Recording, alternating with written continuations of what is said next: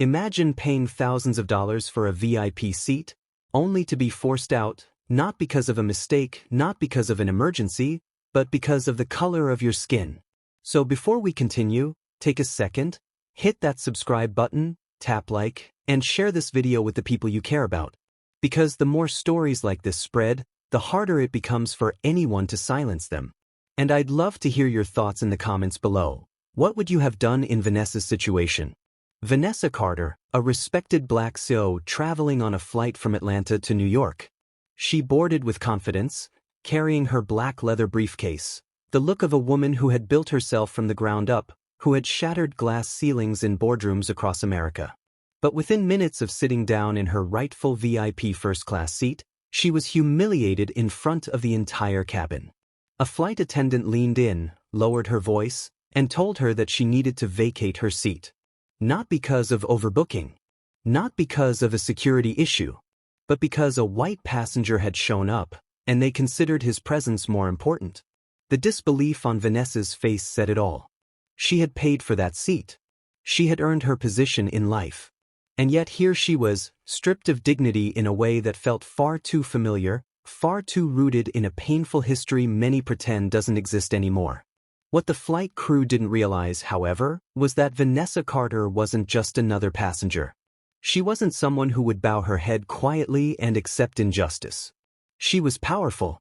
She was connected. And in less than 5 minutes, she would make a move so shocking that the entire airline industry would feel the ripple effects. This story is not just about one seat on a plane. It's about dignity. It's about respect. It's about racism that hides in plain sight, and the courage to fight back. Who was Vanessa Carter, really? She wasn't born into wealth. She wasn't handed opportunity. She grew up in Charlotte, North Carolina, raised by a single mother who worked 2 jobs just to keep food on the table. Vanessa was the kind of girl who carried her school books everywhere, even to the laundromat where her mother folded clothes. She knew that the only way to rise above the life she'd been handed was to fight for it every single day. And fight she did. From the moment she stepped into the corporate world, she faced a double burden, being black and being a woman in spaces that weren't built for her success. She was underestimated, overlooked, and spoken over in meetings. She remembers one moment early in her career when a colleague told her, "You don't really fit the image of leadership we're looking for." But she didn't let that stop her. Instead, she worked harder, smarter. She pushed through barriers others thought were impossible. Eventually, she climbed all the way to the top, becoming the CEO of a multi-million-dollar tech firm. To the outside world, Vanessa was a symbol of progress, of what was possible. But privately, she knew the reality. No matter how much money you make, no matter how much status you hold, racism has a way of showing up uninvited. And it showed up again that day, on her flight to New York. This wasn't just a business trip. Vanessa was heading to Manhattan to close a deal that would expand her company into international markets. The kind of deal that would make headlines. For her, the flight wasn't just about travel, it was about a future she'd spent decades building. So when she boarded her flight that morning in Atlanta, she wasn't just another passenger. She was a woman on the edge of something monumental. She didn't know it yet, but what was about to happen on that plane would change her life in a way that even she hadn't prepared for. As she slid into her VIP seat, 2A, window side, she glanced around the cabin. Mostly businessmen, tired travelers with laptops and newspapers, avoiding eye contact. She placed her briefcase neatly under the seat, adjusted her blazer, and allowed herself a rare moment of calm. Then it happened. A shadow fell across her seat. A flight attendant leaned in with a rehearsed smile that didn't reach her eyes. "Excuse me, ma'am. I'm going to need you to move." Vanessa frowned. "There must be some mistake. This is my assigned seat." The attendant hesitated, glancing over her shoulder before leaning closer. "There's a special passenger who needs this seat. We'll find you another one." Her tone was polite, but her eyes betrayed the truth. And then Vanessa saw him. A white man in a tailored suit, strolling confidently down the aisle, ticket in hand. He didn't look confused. He didn't look inconvenienced. He looked entitled, like the seat was always meant for him. Passengers began to notice. Some looked away, pretending not to see. Others exchanged quick, uncomfortable glances. The tension in the cabin was thick. Vanessa stayed calm. "I paid for this seat. I'm not moving." But the flight attendant's expression hardened. "Ma'am, I'm asking you to cooperate." And that's when Vanessa knew this wasn't about a mistake.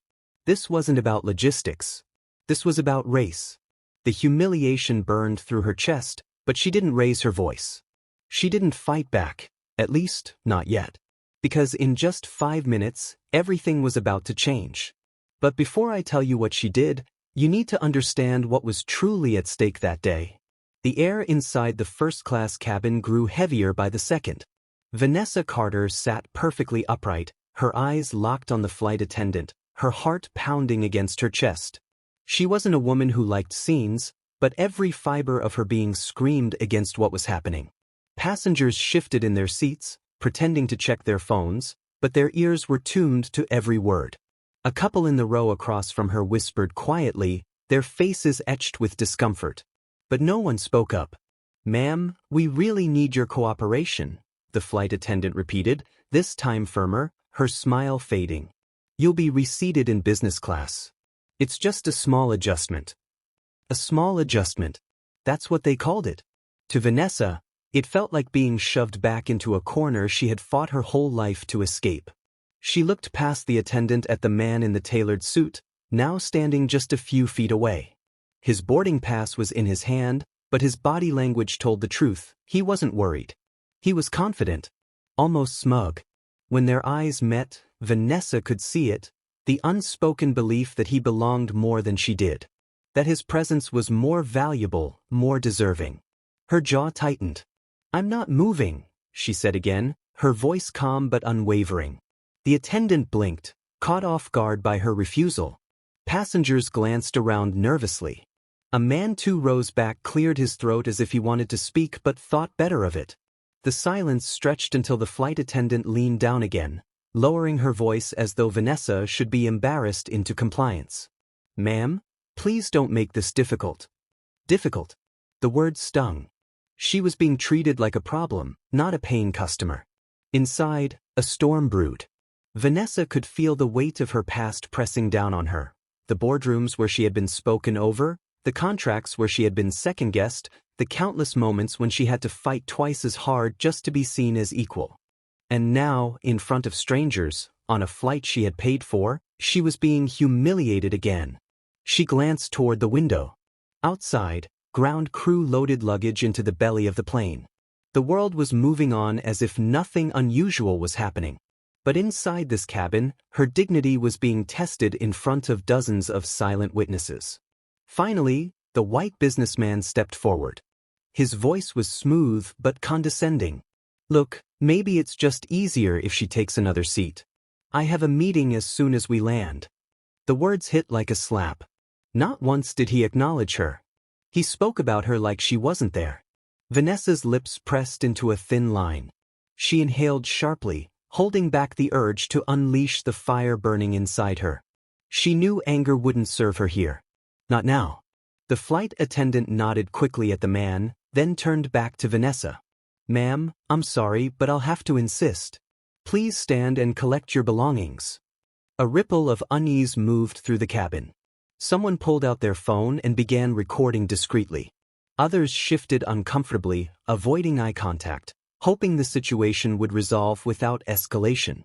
Vanessa's hands rested on her lap, still as stone. She looked directly at the attendant. "This is my seat. I paid for it. I will not move." But the attendant didn't budge. Instead, she placed her hands behind her back and waited, the kind of posture that told Vanessa this wasn't a request anymore. It was an order.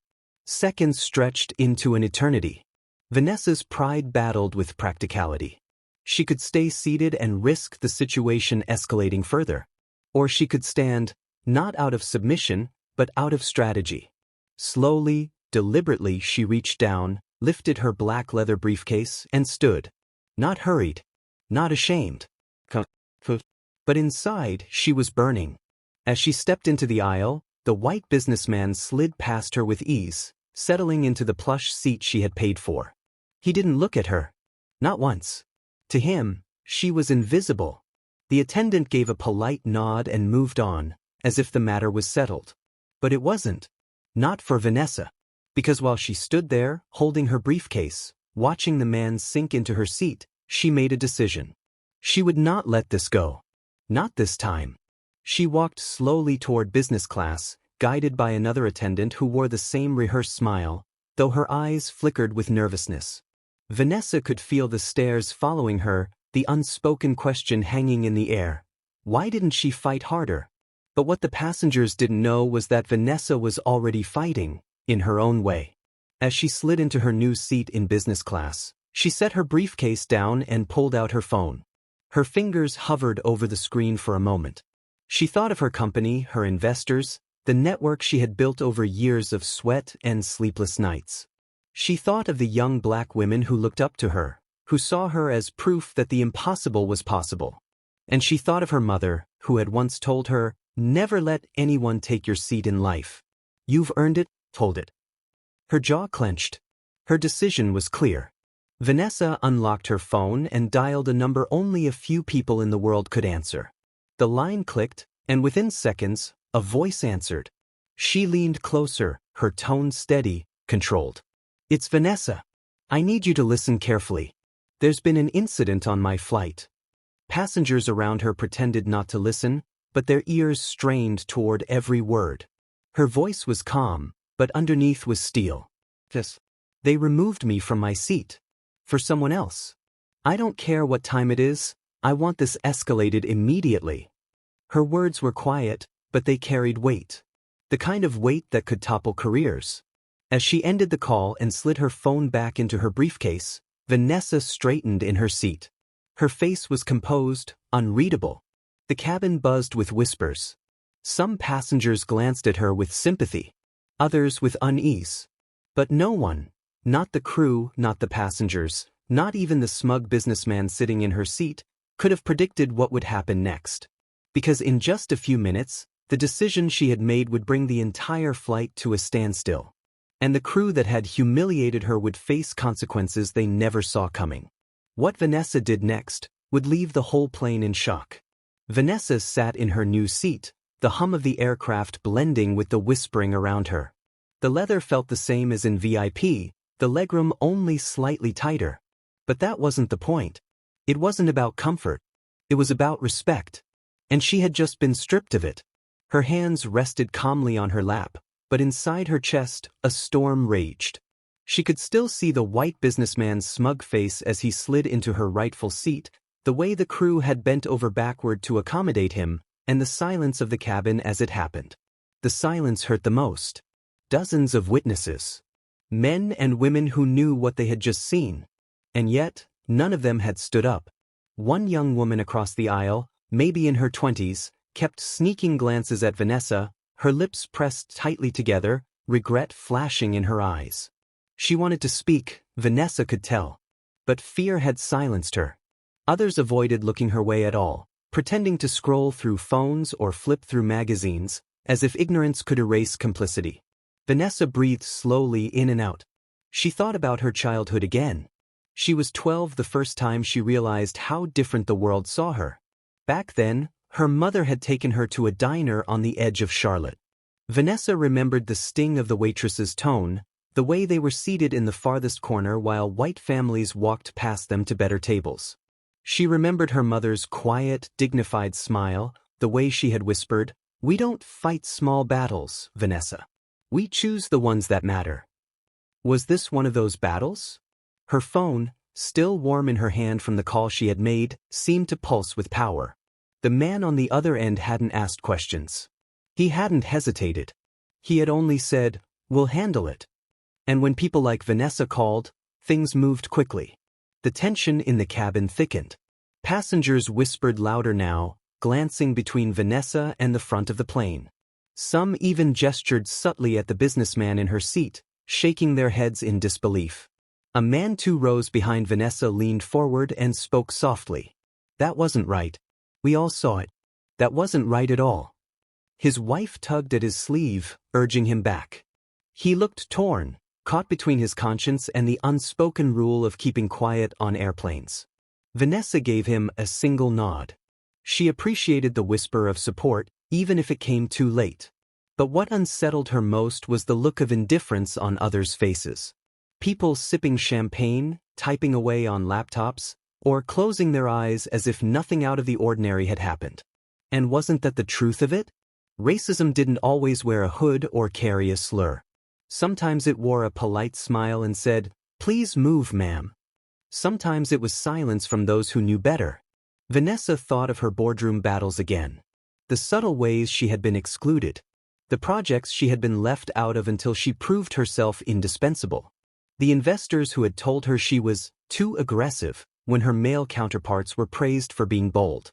She thought of the young women of color she mentored, women who clung to her advice like a lifeline. She had told them to claim their space, to sit at the table, to never let anyone steal their seat, literally or figuratively. And here she was. The hypocrisy stung. But instead of shame, it hardened into resolve. Her phone buzzed once in her hand, a message. Vanessa glanced down at the screen. A simple reply from her contact. Handled. Sit tight. Her lips curved into the faintest smile. Handled. Minutes passed. The plane climbed steadily, the city of Atlanta shrinking beneath the clouds. Flight attendants wheeled carts down the aisles, serving drinks with forced smiles, but Vanessa could see it, the flicker of unease in their movements. They knew something was wrong. The businessman in her seat reclined comfortably, ordering a whiskey with a wave of his hand. He never glanced back at Vanessa. To him, the matter was settled. But passengers around him whispered louder now. Some even pulled out their phones, recording quietly, sensing the story wasn't finished. One passenger, the young woman across the aisle, finally leaned toward Vanessa. Her voice trembled. "I'm so sorry. I wanted to say something back there. She swallowed. I didn't know what to do." Vanessa met her eyes. For the first time since the humiliation, she softened. "You'll know next time," she said gently. The young woman nodded, her eyes watering slightly. Vanessa leaned back in her seat. It wasn't her job to shame passengers into courage. But she hoped this incident would plant a seed in their minds, that silence in the face of injustice wasn't neutral. It was a choice. As the cart rolled past, another attendant avoided her eyes. She couldn't hide the tension in her jaw, the way her hands fumbled with the cups. She knew something was coming, even if she didn't know what. Vanessa's mind was clear now. The humiliation she had endured wasn't just personal. It was symbolic. A reminder that even with wealth, status, and power, racism still had a way of reducing you to less than. But this time, the crew had chosen the wrong woman. Because when Vanessa Carter was wronged, she didn't just take back her seat. She made sure the world saw it. The hum of the engines filled the cabin. Somewhere over the clouds of Tennessee, the ripple began. A quiet message from corporate headquarters. A phone call relayed to the captain. A directive passed down, urgent and precise. And soon, the very crew that had humiliated her would feel the weight of their decision. Vanessa sat tall in her seat, her phone tucked away, her expression calm. Only she knew what was coming. Passengers chatted, attendants bustled, the businessman sipped his whiskey. The illusion of normalcy held, for now. But not for long. Because in just minutes, the cabin would erupt into chaos. And the world would hear the story that no airline ever wanted told. What happened next shocked every single person on board. The seatbelt signs still glowed above, but tension pressed heavier than the altitude itself. Somewhere between the quiet buzz of conversations and the clink of glasses, a ripple of unease began. The captain's voice crackled over the intercom. It was steady, but there was something strange in the tone. "Ladies and gentlemen, this is your captain speaking. We're experiencing an unusual situation. Please remain calm." Every head lifted. The businessman in Vanessa's stolen seat raised an eyebrow but didn't bother to pause his sip of whiskey. The flight attendants froze mid-aisle. They exchanged nervous glances, eyes darting toward the front of the cabin where a supervisor had just stepped in from the cockpit, a small phone in her hand, her face pale. She cleared her throat. Her voice trembled at first, then steadied under the weight of protocol. "Attention crew. Effective immediately, You are relieved of duty. The words hit the cabin like thunder. Passengers gasped. Someone dropped their glass. A man muttered, "What the hell does that mean?" The lead attendant blinked, confused. "Excuse me?" The supervisor repeated, firmer this time. "By order of corporate command, this crew is relieved of duty. Collect your belongings. Sit down. Now." A stunned silence swept the cabin. The attendants looked at one another, their professional composure shattering. One of them stammered, This has to be some mistake." But it wasn't. The young woman across the aisle from Vanessa covered her mouth in shock. Phones were out now, recording. Red lights blinked across the cabin as passengers documented every second. The businessman finally shifted, frowning. "This is ridiculous," he muttered, adjusting his tie. "Who even has that kind of power mid-flight?" Vanessa didn't answer. She didn't need to. The captain's voice returned, tighter this time. "Passengers, please note that safety remains our top priority. Replacement crew will meet us upon landing. Until then, corporate has instructed that Ms. Vanessa Carter be restored to her original accommodations."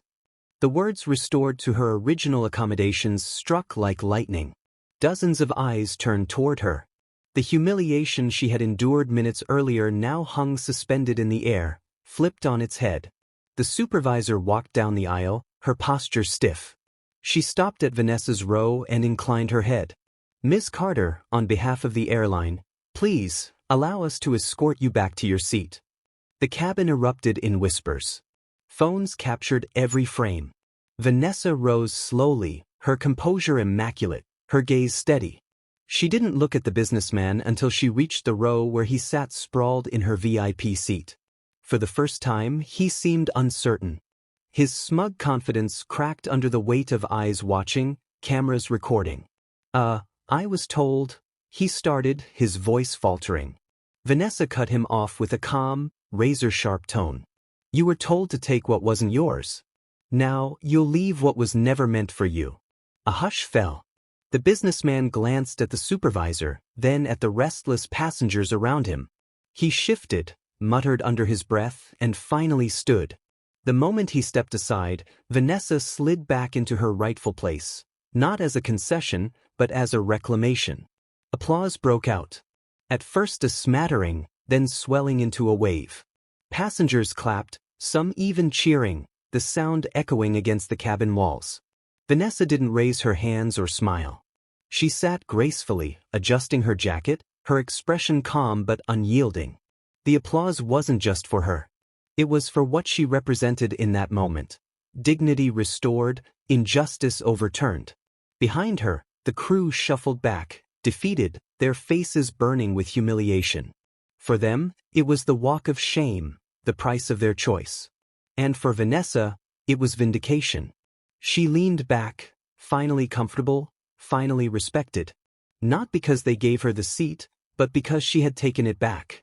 The businessman slunk into a spare seat near the back, his face red as passengers filmed his retreat. Every movement etched into digital memory, bound for the internet within hours. The young woman across the aisle met Vanessa's eyes again, this time with awe instead of guilt. Vanessa gave her the faintest nod, a silent lesson written without words. But even as calm returned, Vanessa knew this wasn't over. The applause would fade, the cameras would turn off, but the story was only just beginning. Because once this plane landed, the world would know what had happened in the sky today. And no airline PR team could bury it. The cabin had just witnessed history. But the storm waiting outside this plane was far, far bigger. The plane finally touched down in New York.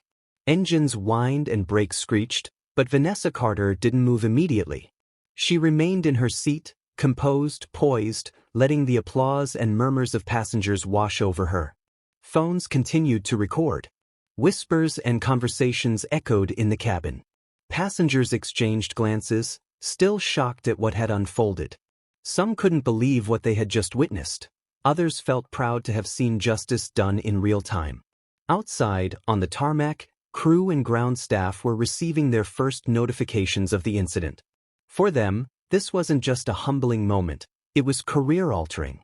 The airline's corporate team had acted swiftly, orders sent down the chain of command in minutes. Vanessa gathered her belongings calmly, walking down the aisle as passengers turned their attention to her. Cameras followed. Phones recorded. The businessman, now relegated to a seat in the back, avoided all eye contact, shrinking under the weight of embarrassment and public scrutiny.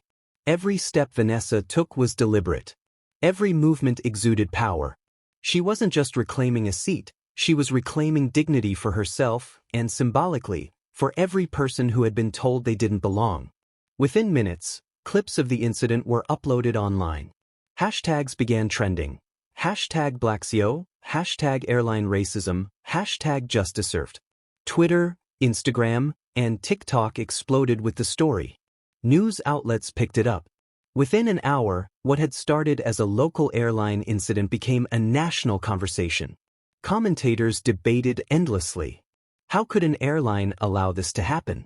Why was a paying customer treated this way based on race? And how did Vanessa, with calm authority, reverse the humiliation in mere minutes?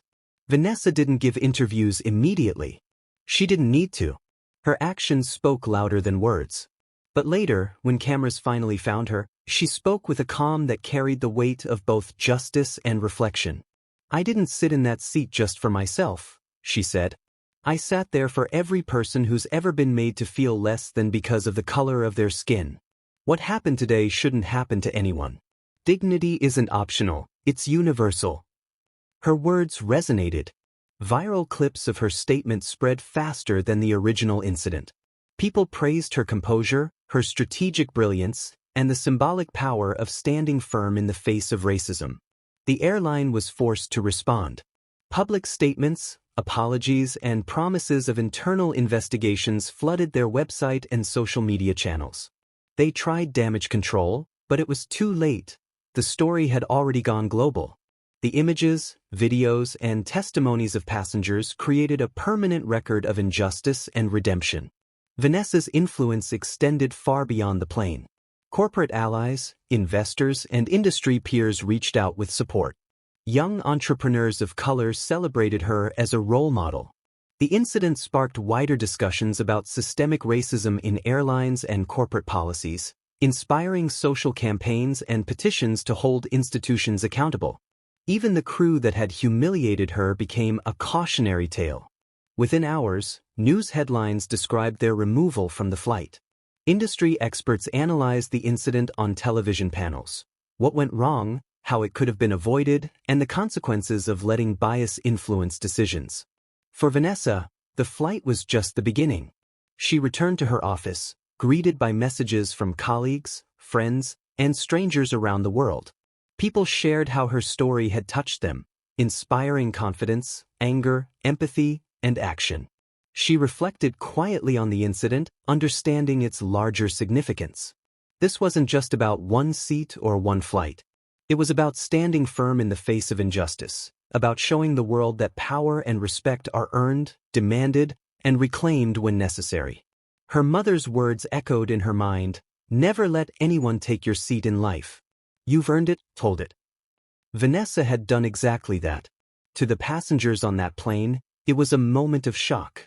To the airline, a PR nightmare. But to the world, it was a lesson in courage, strategy, and dignity. And the story didn't end there. Videos, hashtags, and social posts kept the conversation alive. Airlines began revisiting their policies. Media outlets covered similar incidents. Young Black professionals shared their own experiences, empowered by Vanessa's example. The world had witnessed something rare, a public act of injustice met with swift, smart, and effective action. And it started with one woman refusing to be invisible. If you were in Vanessa's shoes, what would you have done? Comment below, I want to know. And don't forget to subscribe for more true stories that expose injustice, inspire courage, and shine a light on the truth. Hit the like button, share this story, and turn on your notifications so you never miss a moment of real-life drama and triumph.